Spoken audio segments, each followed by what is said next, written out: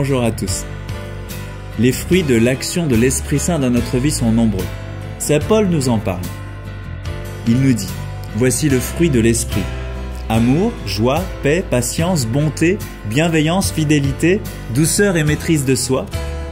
Remarquez qu'il parle du fruit au singulier et qu'il commence par l'amour.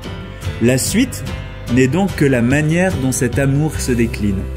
On pourrait aussi rajouter énergie, élan, générosité, action, service, engagement, témoignage. L'Esprit Saint est une aide puissante. Il semble invisible, mais il peut transformer toute notre existence. Pour paraphraser un célèbre slogan publicitaire, il nous transforme à l'intérieur et ça se voit à l'extérieur. Il est une lumière qui éclaire notre vie.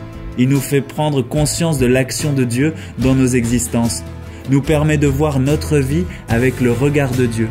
Peu à peu, il va vous faire détester le péché et nous aider à agir comme Dieu nous le demande, lui qui veut notre bonheur. L'Esprit Saint nous aide à prier, à vivre une relation vraie avec Dieu.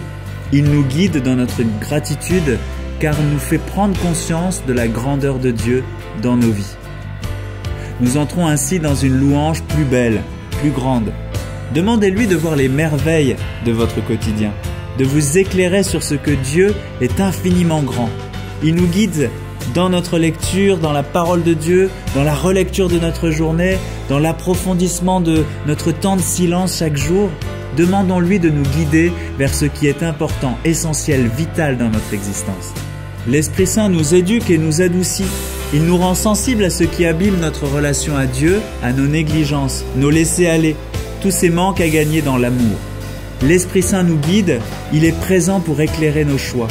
Un des signes les plus importants de son action, c'est la paix. Dans vos choix, dans votre prière, dans votre vie, la paix est la manifestation de sa présence. Bien sûr, il est parfois difficile de discerner tout seul ce qui vient de l'Esprit et ce qui ne vient pas de lui. Un accompagnement spirituel peut vous y aider. Je vous souhaite une bonne journée.